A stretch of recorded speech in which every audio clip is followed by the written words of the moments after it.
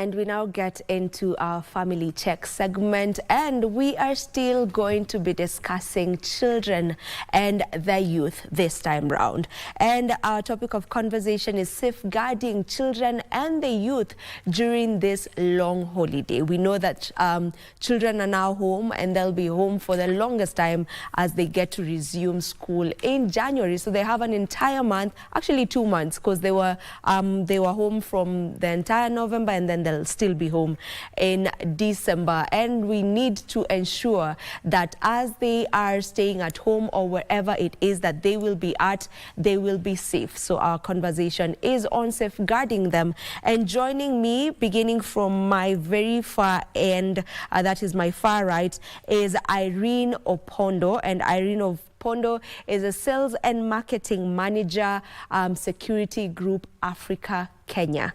And right next to her, we have Matu Kanini. And Matu Kanini is a youth patron, an educator, and also a speaker. And they are here just to get to talk to us about this conversation on how to ensure that we best safeguard our children and young people as they are at home.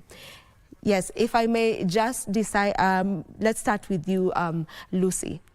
When you talk about safeguarding our children and the youth, yes, give us an overview. What does that look like? When we talk of safeguarding our children and the youth, yeah, we know that our children are out for a very long holiday, starting from October to January. Yeah. It's a long period. These children are outside here, whereby there are a lot of threats to the well-being of our children, yeah, when they are out of the structured way of going in schools, at colleges or universities. So there are a lot of threats that may not occur well with them, that will make us not be sure of their safety when it comes January, yeah, where they are supposed to go back again to learning. So a lot is needed so that our children are safe, that they are able to be maintained safely until when they open back to school. Yeah. That is January. Yeah. So I think when we are discussing this, we can revolve around what can affect our children and our youth outside here, maybe like socially, emotionally, or even physically, or even to do with the internet, or the social media, yeah, which is affecting a larger group of our children and the youth. Yeah. Yeah.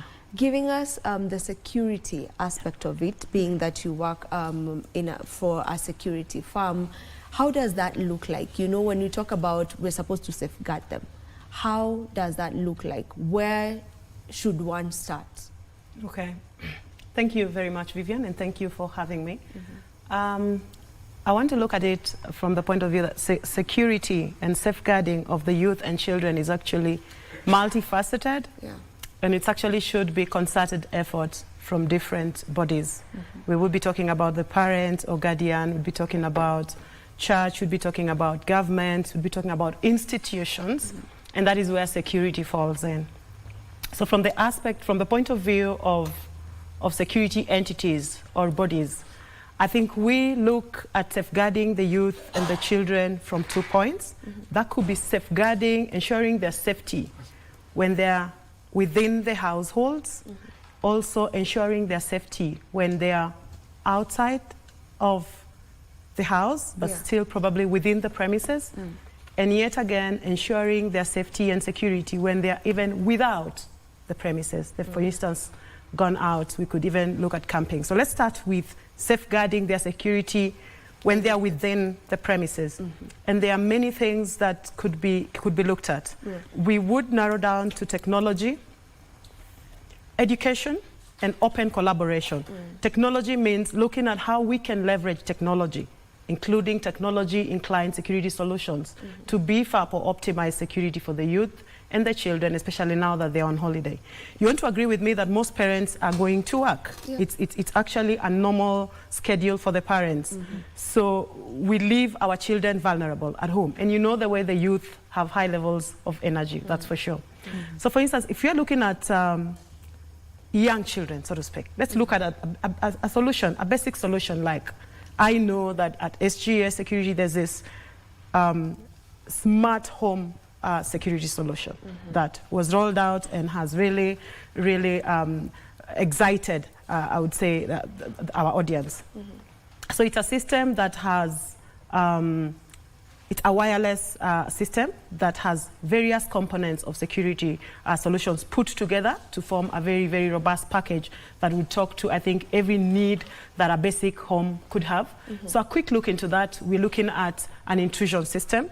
We are looking at surveillance systems. So say, for instance, it's a new a mother who probably has a young baby and has to go back to work. We are looking at cameras which could help with real-time surveillance and monitoring, and they could be able to access that at the convenience of their phones, so to speak. This system comes with an intrusion detection system. It comes with medical insurance. It comes with a rescue solution, and all of this are in one application. You can be able to reach that on your phone. And the beauty of it is that you also have access to unlimited response across the country. So for instance, if there is a risk of a security trigger, you could call for help through the comfort of your phone. So it's an app on the phone. That is to take care of the internal security. You're looking at things like safety awareness, where you train even on first aid and the first aid kitting, and ensuring that people within the house have capacity to even just facilitate basic first aid. Then you now extend to even looking at the external security, where you want to take care of the perimeter and make sure that the porosity in those kind of areas are well taken care of. These security firms, like the security firm that I work for, carry out security vulnerability assessments for different setups, including households, and we do that for free. And we give reports that are comprehensive. And within these reports, you can get recommendations of which areas have the vulnerability aspect of it, which areas could be beefed up, how that could be worked around. And we also have solutions that could talk to their security even out of the premises, things like personal trackers, for instance, when they're going for camping and stuff like that, basically. You mentioned about the app. Yes. There's the app that you were talking about. What's that app specific? So what's the exact app, rather? Yeah, so we call it the Safe Home. Okay. We have the Safe Home package. It's a smart home solution. So it's a wireless system, means aesthetically it does not interfere with your current home setup. It's aesthetically very appealing. It's an app that has components. So we have the Safe Home, which is a basic package, and for a basic setup. Then we have the Safe Home Plus, which is an advanced a model of the Safe Home and gives room and liberty for scalability. So how does this work? So what we do is we come and install. It's sort of a do-it-yourself kit. It's a DIY kit. So we install a security package that comes with, so the Safe Home, which is the basic one, would come with a camera, and it would come with a siren and strobe lights. Then we would have a panel and the standard panic buttons. So in case of an intrusion, you as the home user could trigger. And when you trigger, it seamlessly talks to our control room. Then what happens is the control room would then alert the nearest backup response vehicles, and we're able to respond in, say, 3 to 6 minutes. Yeah? And the app, over and above that, so the value add, the only thing you pay for is the security aspect of it, that you can give your response. Over and above that, we build value around that solution, in the sense that you also get medical emergency from the comfort of your phone. So it's just an app. Say, for instance, you have an emergency situation at home. What you do is just SOS, request for help, and then we would be linking, the system links you to the nearest medical rescue facility that we have partnered with. And even as you wait, there's constant communication, there's constant collaboration. You can actually get first aid through the phone. Same applies to the Safe Home Plus, which is an advanced package, comes with more cameras, comes with more sensors. There's an intrusion detection aspect of it. You could be traveled out of country or out of town for vacation or holidays, and your security is well taken care of. Wow. We are linked to all the response facilities that we have spread out regionally and properly strategically positioned. So that takes care of it. I shouldn't forget to mention that this solution actually comes also with an insurance function in it. So even for the Safe Home, which is the basic solution, we give you an insurance. So for the contents of the house, you have an insurance of up to 750,000 and an all-risk cover of about 300,000. For the Safe Home Plus, which is a scalable solution, that beefs up to actually 1.5 for the contents of the house and up to about 700,000 or thereabout for the all-risk cover. So you see, this is an all-inclusive system that's very comprehensive, takes care of your security from end to end, and it's it's a very affordable solution. And I think the response we've gotten from the mass is that that's what the market needs. Okay. Yeah. Okay, that really sounds interesting. It's really interesting. Yeah. Maybe now to you, Lucy. You know, as we all know, young people are really energetic. They have too much energy to contain. So what should parents do right now in order for them to just keep them involved? You know, because the more they stay idle, maybe the more they'll get into things that they really shouldn't be getting into. So what are the best ways to go about involving these children, keeping them involved? Thank you, Vivian. I think for parents, they are supposed not to leave their children house or even the youth, especially if they are doing any activity within the home. They are supposed to inform these children so that they are maintained busy, they are not idle. If the father of the house is within the home and is going for gardening, I think he should go with the youth. If there is a boy there or a girl there, they should join the parent to the activities within the homestead. Again, they should make sure that these children are busy, they are not idle, involving them with the school work. Maybe they can get online or they do the paperwork and then they are supervised. At the end of the day, they should see what work these children were doing. Because if they are left unsupervised, the children get bored, then they start venturing into areas that they are not supposed to. Even online work, they are supposed to be checked. What were they doing? Because sometimes you find a child is idle and then getting deeper to what they are not even supposed to do. If it is possible, then the parents are supposed to control what the children should be doing from the internet. Checking and being able to control what they are doing. I think that will be of much concern and help to these children. Once again, children are not supposed to be left alone. If they are left alone, then there should be a person that is left with the children, especially for the small ones, such that this person is trusted by the family, or a neighbor, or even a relative, or a hired person, so that this person can guide the children when the parents are away at work. Again, I think it is important for the parents to check who are moving with these children. If maybe they are going out, who are they hanging together with? Because, for example, if they are hanging out with different bad groups, it means our children are going to be influenced negatively. That is peer influence. Maybe they can get introduction to drugs and maybe early sex, which they are not supposed to at that age. Therefore, I think for the advice of the parents, children should be engaged over the holiday. Then they should also be given time to get involved to sports and games. That way, when they pray together, when they compete together, their bodies are being active and they are not idle. I think these children will be occupied. At the end of the day, they'll be tired, just getting home when they are safe. Yeah, and maybe what challenges would you say parents are facing in this time? I think they are getting parents are getting challenges because now, you see now the children in school are being in a structured way of being in school.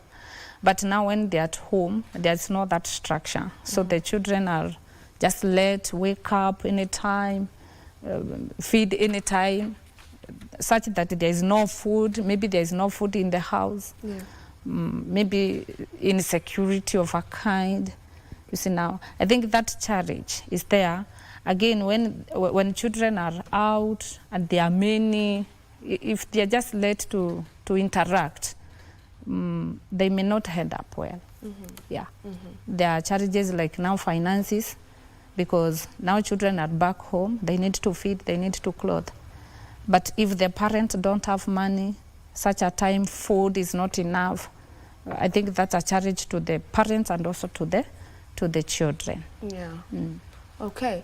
Now we are in the social media era. Yes. Online is the way to go. It's actually here with us. Like everyone is online, including the very little babies, you know, children of around 1 year also know how to use gadgets and whatnot.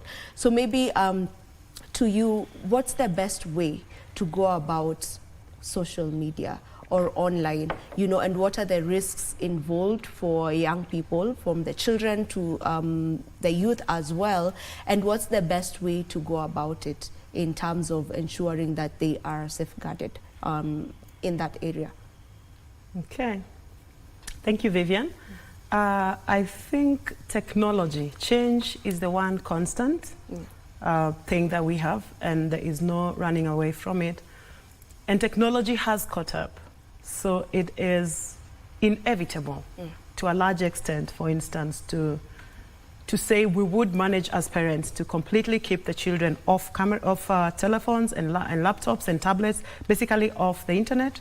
It's not very practical.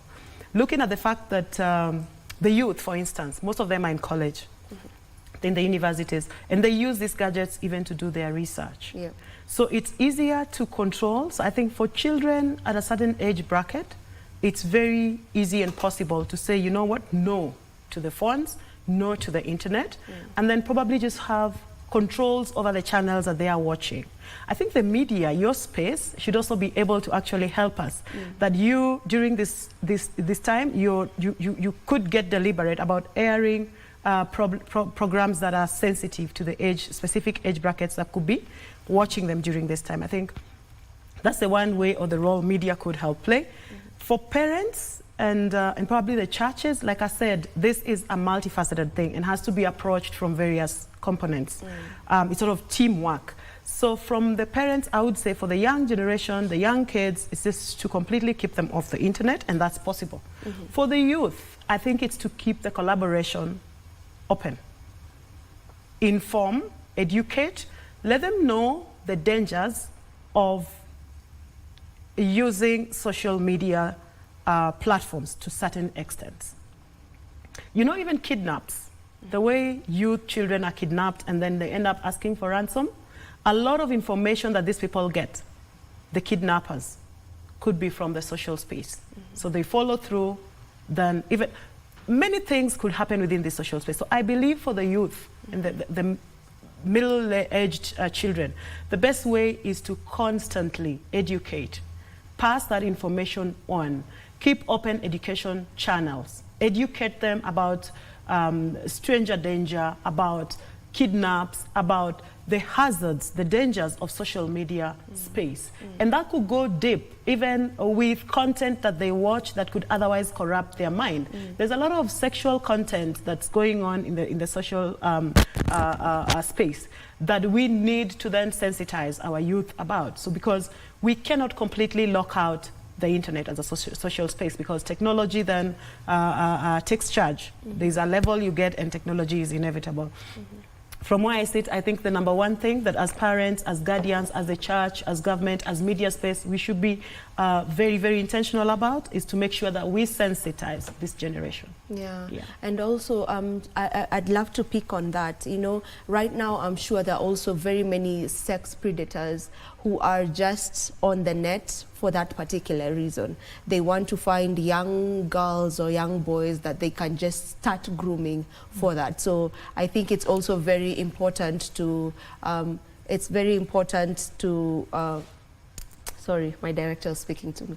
It's very important to have that out here, for parents to also know that there are such people on the net who are specifically there just to groom their children sexually, you know, and that is where we also get to hear of molestation, whereby someone went and met with this person, thought they were just having a normal date, but this was someone who was really just grooming them for a particular thing. So I feel like that is really important to also put out there so that parents know that there are people like that who are out here. And to you, maybe, what is the role of communication in all of this? And specifically, when I'm talking of communication, I'm speaking about the communication of parents to and the children, parent-children communication, and what big role does it play? Thank you, Vivian. I think communication is paramount in this. Considering the parent, the youth, and the children. If the parents block communication, or if they are so hard on their children, the children might be facing a challenge that they may not be able to share with the parents or even the guardian who is with them. So I think for the parent and the guardian are supposed to give freedom of speech and be close to their children and the youths, not being so harsh or strict to their children, especially when they are talking to them. They should give them a free space and a freedom to speak to them and to share with them anything. And then they should encourage them to share with them anything that they face, whether it is good or bad. They should set their children at that freedom of sharing with them. And when they share with them, if it is a bad thing, the parents should be not hard on the parents should not be hard on the children or the youth. I think when they are set free to communicate, they are able to tell and share with their parents what they are going through. And that way the parents will be able to guide the child or even to take the precaution and safety measures that are supposed to be given at a time if a child or a youth has gotten herself in a situation that is too hard, that can make him discouraged or even give him or her low self-esteem. So I think communication for parent and the guardian should be set free without any limit. Yeah. It's not the time where, you know, parents used to be extremely strict, whereby there's no communication really. It's their way or the highway. Whatever the parent says or the guardian says, it goes. But I feel like right now we can't use that form of parenting with the modern in this modern day and age, because I mean, you need to put an open communication so that you're able to know what is happening with these children, what is happening around, you know, their lives as well.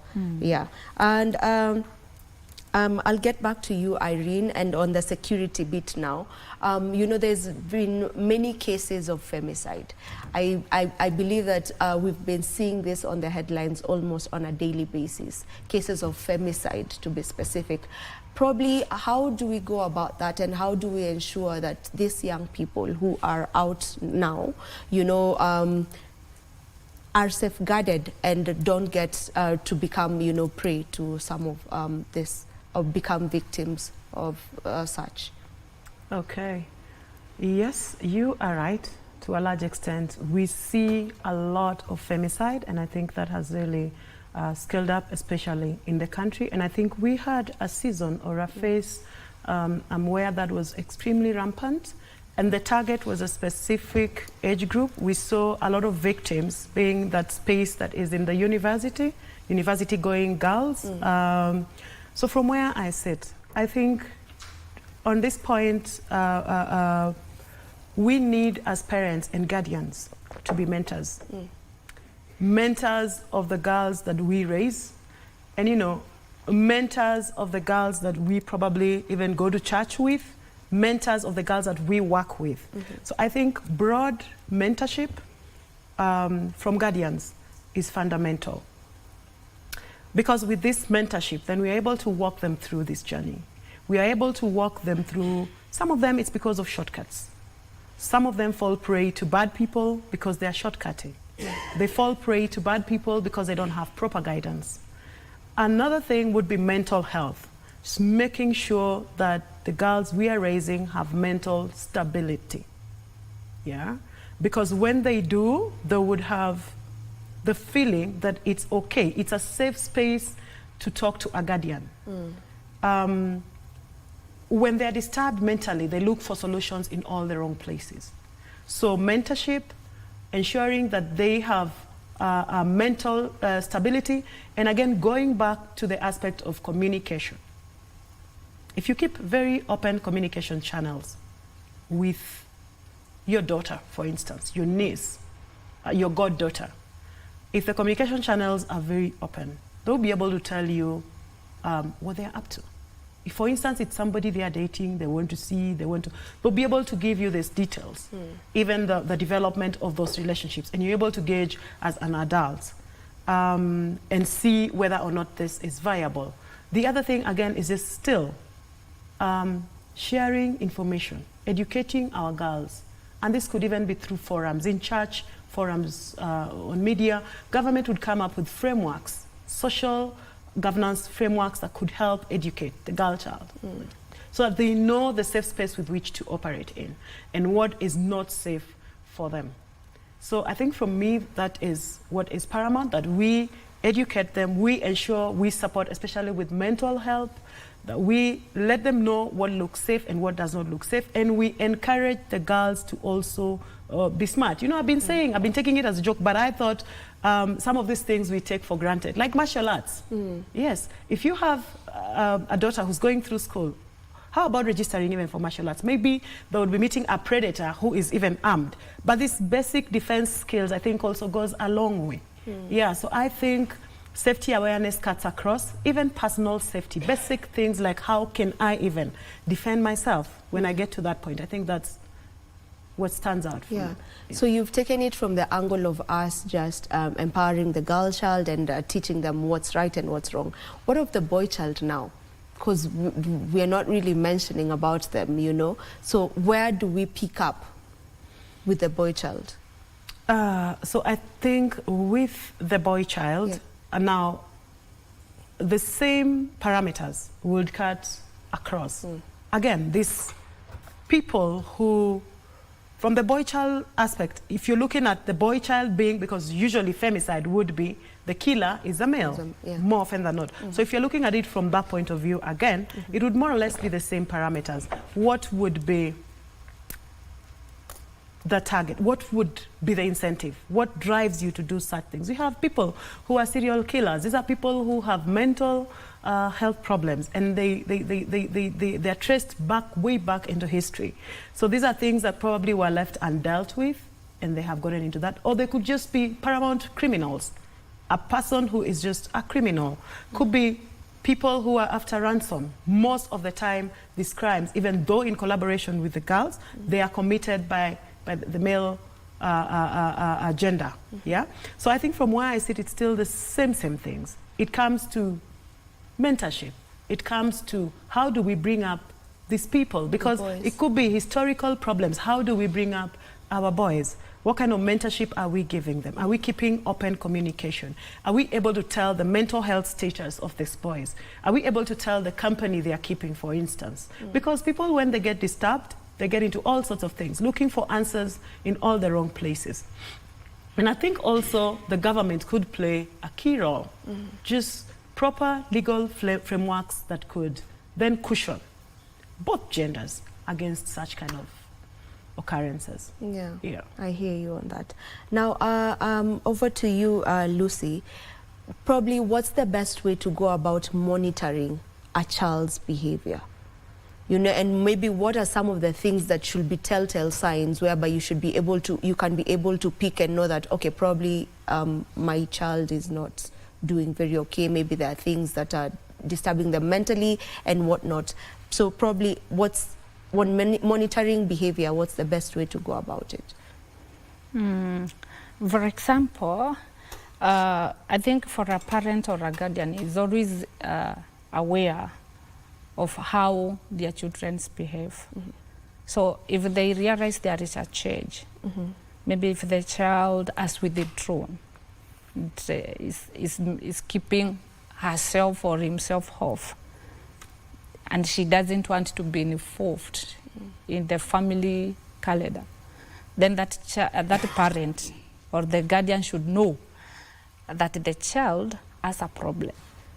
If the child has refused to eat, for example, or a youth has come home and she's not even willing to stay together with the family members, she's just withdrawn, she's not feeling like eating, she's blocking herself from speaking, that's an indicator that there's a problem that is taking place within her heart. Once again, you may find that this child is crying a lot or wants to sleep a lot, the way that she's not used to. Another indicator that this child is suffering. There's a problem. So at that point, I think the parents should come close to the child or to this youth and try to inquire what is the problem. You may not be, she or he may not get the direct answer, because the child or the youth, for that matter, may feel like, no, I'm not supposed to tell my mother. So I think in such a case, the parent should not go immediately to inquiring from the child or the youth what the problem is. So I think they should get close to the children or to the youth, become afraid. Not now like a mother and a daughter or a mother and a son. They're supposed to become friends within the home, such that if you see that behavior of your child or your daughter withdrawing herself, you are able now to reach her, ask her, why are you not eating today? It's already time for eating, you're not eating. Could there be any problem? And I think that way the child will feel. Then the parents should be able to assure the child that whatever they discuss will not be taken out, and she is safe in the hands of the guardian. So I think that way the child will be able to talk to the parent amicably without much struggle, and by and by the problem will be solved. I think so. All right. Well, during this time, and this one is specifically for the youth, you know, the college-going and university-going young men and women. Of course, during this time is when they also want to be going for dates. You know, they have so much time on their hands. So you also want to go on dates. You want to know the new people. You want to get to meet this young man or this young woman. Probably if you can give us tips in terms of security tips on when one is going out on a date. Like, how do you stay alert in the sense that you also ensure you're safe? Okay. So I think one of those is to make sure. So say, for instance, there could be different scenarios.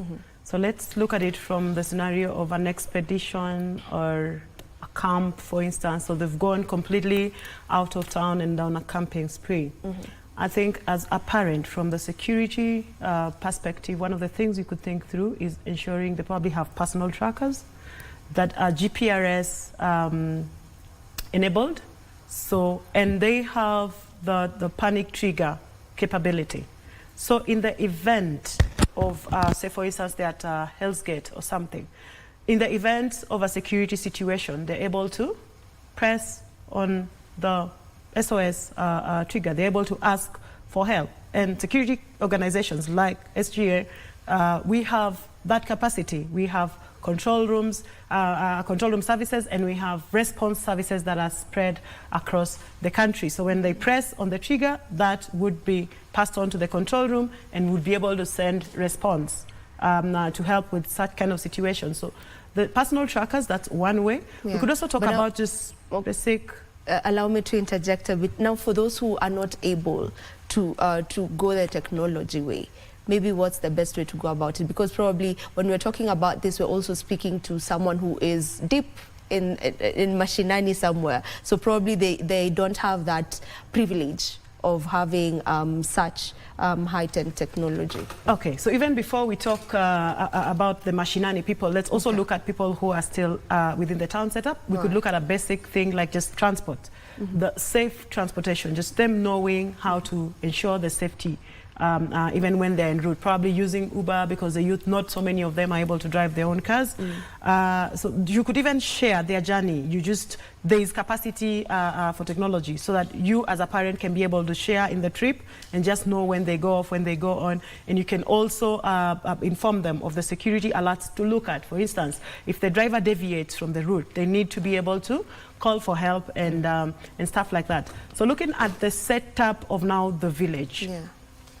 I think here, in this case, it's just making sure that your children are able to tell security threats. Just ensuring they have that emotional intelligence or that capacity to be able to tell a security threat.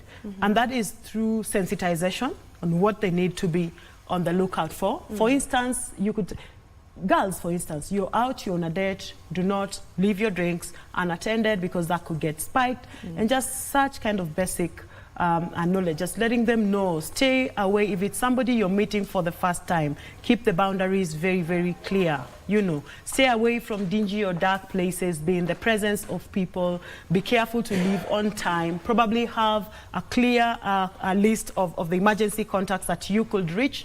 Let people know who you're meeting, where and when.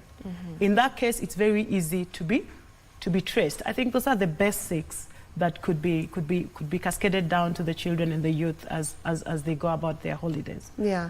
All right, we need to wind up on this conversation. Maybe if I may allow you to give your parting shots in the very least of words. Parting shot. Yeah, I think children are gifts from God. That is Psalms 127. They are actually rewards from God. And I think everybody should take care of a gift once given. Okay. So for the parents and the guardians and the community at large, I think we should provide security for our children in terms of speaking to them, involving them in the community projects or even in the church. They're supposed to be involved. They should be given slots or period when they are supposed to preach and even perform in the church. When they do so, they feel that they are owned by the parents in the right way. Okay. So for us parents, let's take care of our children. Thank you. Show them love and embrace them. Right. And they will grow in the right way possible. Thank you. In the fewest of words. Fewest of words. Okay. I think the children we are raising today are the leaders we'll have in the future. So my parting shot is just that for us to have them grow the right way, safeguard them and ensure their safety, there has to be collective effort and it has to be looked at from a very broad view. So government, guardians, parents, church, organizations, we all have to come together. Yeah. All right. Thank you so much. It was a pleasure having you on the show. So thank you for coming. And this is where we end Good Morning Kenya for today, with that very informative conversation that we were having on safeguarding children and the youth, specifically during this time when they are on holiday. I believe that you have gotten to get a thing or two from this conversation. My name is Vivian Ndegwa. This is Good Morning Kenya. We do this again tomorrow, same time and place, God willing. Take care.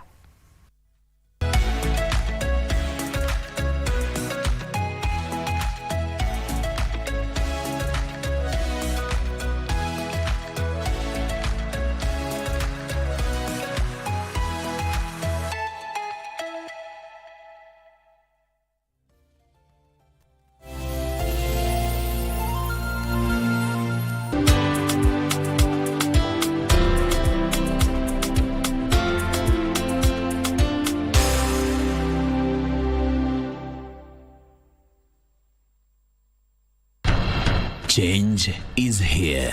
And this shift is about many things. The country's shifting. This is Kenya's vision, the journey to development. KBC is going to be the home to realize, to discuss, to share ideas about this shift and to know where our country is going. We dissect the rumors. We clarify the